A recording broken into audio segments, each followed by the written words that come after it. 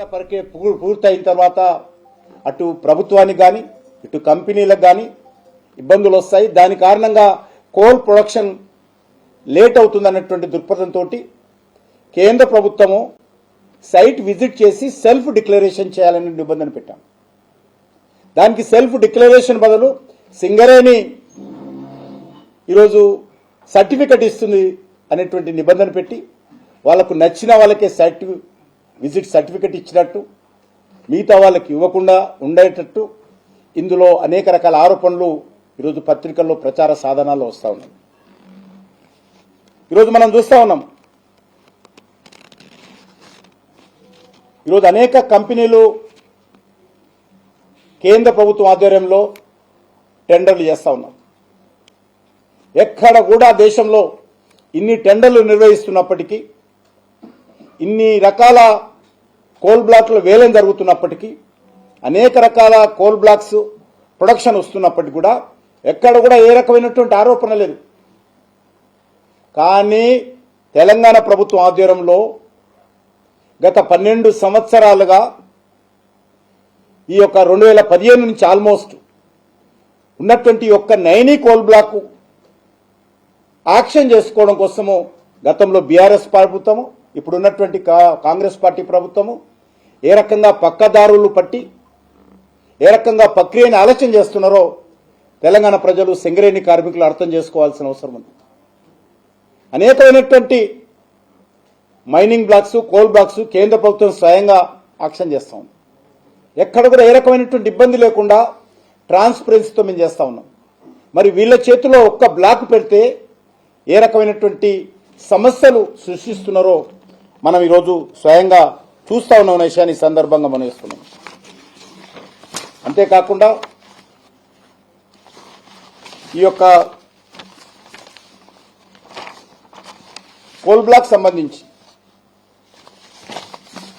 మరి ఈరోజు అనేక రకాలుగా విషయాలు చర్చకు వస్తూ ఉన్నాయి. సిబిఐ దర్యాప్తు జరపాలి. అసలు కేంద్ర మంత్రి ఏం చేస్తున్నాడు? సిబిఐ దర్యాప్తు చేయడానికి రాష్ట్ర ప్రభుత్వం ఆమోదం ఉండాలి. అది అమాత్రం అవగాహన లేకుండా మాట్లాడితే దానికి ఎవరేం చేయలేము. నేను ఒకటే అడుగుతా ఉన్నాను, ఈరోజు కొంతమంది నన్ను కూడా వివాదంలో రావడం కోసం ప్రయత్నం చేస్తూ ఉన్నారు. మీరు అధికారంలో ఉన్నప్పుడు మీరేం చేశారని మాట్లాడుతూ ఉన్నాను. మీరు ఆ రోజు 49% కేంద్ర ప్రభుత్వం ఉన్నది తెలియదు ఆయనకు. అప్పుడు మీరు అక్రమాలు జరిగినప్పుడు కేంద్ర ప్రభుత్వము మరి జ్ఞాపకం రాలేదా? ఈ రోజే జ్ఞాపకం వస్తూ ఉందా? అనేక రకాలుగా బీఆర్ఎస్ పార్టీ అధికారంలో ఉన్నప్పుడు కూడా అనేక రకాల అక్రమాలు జరిగాయి. కొన్ని వ్యక్తులకు, కొన్ని సంస్థలకు ఆ రోజు వాళ్ళు లాభం చేకూర్చేటువంటి ప్రయత్నాలు చేసిన విషయము మరి మన ముందున్న విషయం వాస్తవం కాదా? తాడిచర్ల కోల్ బ్లాక్ కేంద్ర ప్రభుత్వము జెనికోకు కేటాయించింది. దాన్ని సింగరేణి మైనింగ్ చేయాలని ముందుకొస్తే ఆ రోజు టీఆర్ఎస్ ప్రభుత్వము బలవంతంగా బెదిరించి మేము ఈ కోల్ బ్లాక్ మైనింగ్ మేము చేయలేము అని ఒక అసమర్థత ఉత్తరం రాయించుకొని ప్రైవేట్ సంస్థ కట్టబెట్టిన విషయం మనకందరికీ తెలుసు. సింగరేణి ఉన్నప్పటికీ, సింగరేణిలో బొగ్గు గనుల కొరత ఉందని తెలిసినప్పటికీ ఏ ప్రాతిపాదికన వారు మరి ప్రైవేట్ వ్యక్తుల్లో కట్టబెట్టారో మనం చూస్తూ ఉన్నాం. మైనింగ్ డెవలప్మెంట్ మేము చేయలేమని సింగరేణితో బలవంతంగా బెదిరించి ఉత్తరం రాసి ఆ రోజు కూడా ఇదే కాంగ్రెస్ చేసినట్లే అనేక రకాల అక్రమాలకు బీఆర్ఎస్ పార్టీ మరి ప్రయత్నం చేసిందనే విషయాన్ని ఈ సందర్భంగా మనం ఇస్తున్నాం. అది కూడా 25 సంవత్సరాల కాంట్రాక్టర్. అంతేకాకుండా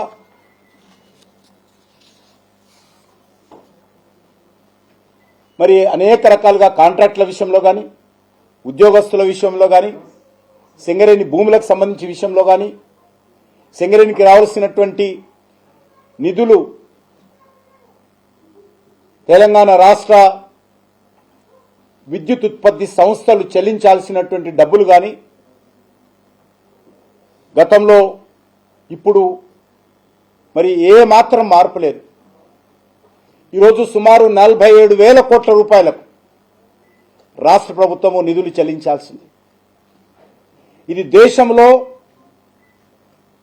ఏ ప్రభుత్వం కూడా, ఏ కోల్ మైనింగ్ కంపెనీ కూడా ఇంత పెద్ద ఎత్తున మరి ఇబ్బందులకు గురవుతున్నటువంటి సంస్థ ఇంకొకటి లేదు.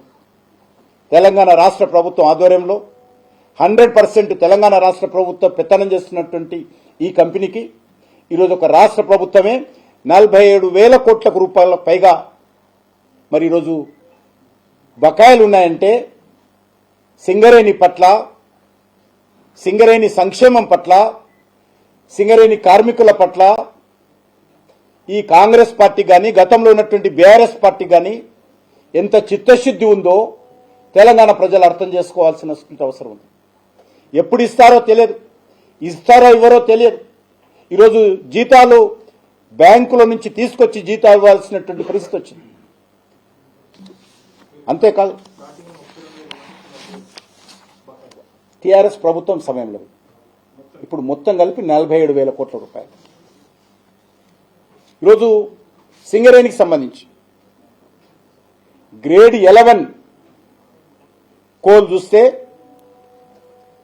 ప్రతి టన్నుకు 4,088 రూపాయలు మరి ఈరోజు సింగరేణి రేట్ ఫిక్స్ చేసి కోల్ అమ్ముతా ఉంది.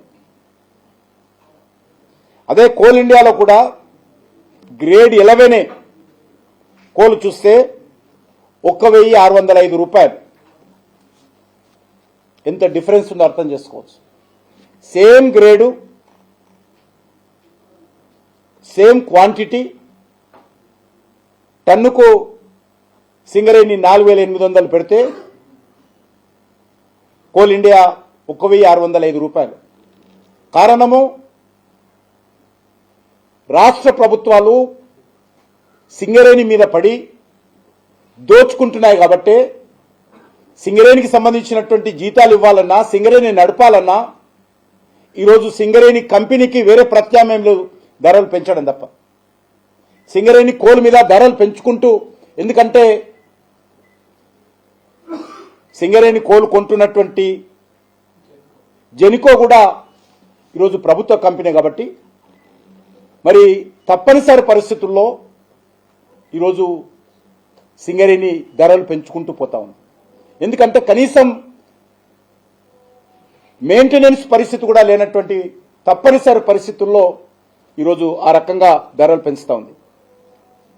బొగ్గు క్వాలిటీ విషయంలో కూడా సింగరేణి బొగ్గు క్వాలిటీ కూడా పడిపోయింది. సింగరేణి బొగ్గు క్వాలిటీ 48% ఉంటే కోల్ ఇండియాకు సంబంధించినటువంటి బొగ్గు క్వాలిటీ 86% ఉంది. దీనిపైన కూడా దృష్టి పెట్టేటువంటి పరిస్థితి లేదు. ఎందుకంటే సింగరేణి అస్తిత్వానికే ప్రమాదం ఏర్పడింది కాబట్టి ఏదో రకంగా క్వాలిటీ విషయంలో, రేటు విషయంలో, ప్రొడక్షన్ విషయంలో అనేక రకాలుగా తప్పటడుగులు వేయాల్సినటువంటి పరిస్థితి వచ్చింది. ఈరోజు పరిస్థితి ఏంటంటే ఎన్టీపీసీ మాకు సింగరేణి బొద్దని మాకు ఉత్తరం రాస్తుంది, ఆంధ్రప్రదేశ్ ప్రభుత్వము మాకు సింగరేణి వద్దని ఉత్తరం రాస్తుంది, కర్ణాటక రాష్ట్రం కూడా కొద్దిగా కుబ్బుకుంటుంది, వాళ్ళు కూడా మాకు సింగరేణి వద్దు, వేరే కోల్ కంపెనీకి సంబంధించినటువంటి కోలు సరఫరా చేయండి అని. కారణము చాలా అద్భుతమైనటువంటి కోలు సింగరేణిలో ఉండేది. ఈరోజు అనేక రకాలుగా సింగరేణి కలుషితం చేశారు కాబట్టి ఈరోజు సింగరేణి సంస్థ యొక్క భవిష్యత్తే ఈరోజు అంధకారంగా మారేటువంటి పరిస్థితి ఏర్పడింది. అందుకే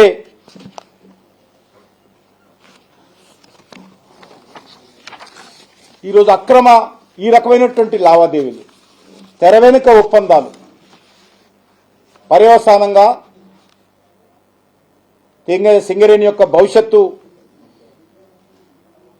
ఇబ్బందులు ఉన్నదనే విషయాన్ని సందర్భంగా మనం వేస్తున్నాను. అనేక రకాల సింగరేణి భూములు గతంలో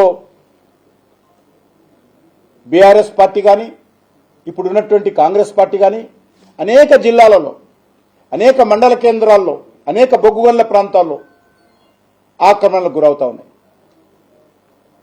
తమ నచ్చిన వారికి తన నచ్చినటువంటి శాసనసభ్యులకు పాలక పార్టీ నాయకులకు సింగరేణి భూములు ఆక్రమించుకోవడానికి అవకాశం ఇస్తున్నారు అనే విషయాన్ని కూడా ఈ సందర్భంగా మనం ఇస్తున్నాం.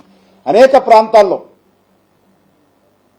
ఈ యొక్క భూములకు సంబంధించినటువంటి అక్రమ నిర్మాణాలు సింగరేణి భూములలో వెలిసిన విషయాన్ని సందర్భంగా మనవిస్తున్నాను. అనేక పత్రికల్లో ప్రచార ప్రసార సాధనాల్లో గత అనేక రోజులుగా జిల్లా ఎడిషన్లో విపరీతమైనటువంటి కథనాలు వస్తాయి వీటి మీద. కానీ సింగరేణి యాజమాన్యం కానీ లేకపోతే సింగరేణికి సంబంధించినటువంటి కేంద్ర ప్రభుత్వ ప్రతినిధులుగా ఉన్నటువంటి కేంద్ర ప్రభుత్వం నుంచి ఇద్దరు, డబ్ల్యూసీఎల్ నుంచి ఒకరు మేము ఎప్పుడైనా ప్రశ్నిస్తే కూడా మేము డిసెంట్ నోట్ పెట్టడమే తప్ప ఏ ఒక్క కేంద్ర ప్రభుత్వ డైరెక్టర్లు ఎవరెత్తినటువంటి అంశాలు ఏ రోజు కూడా బోర్డులో చర్చించారు, బోర్డులో చర్యలు తీసుకోరు. చివరకు కేంద్ర ప్రభుత్వ పరిస్థితి ఏంటంటే డిసెంట్ నోట్ పెట్టాల్సినటువంటి పరిస్థితి.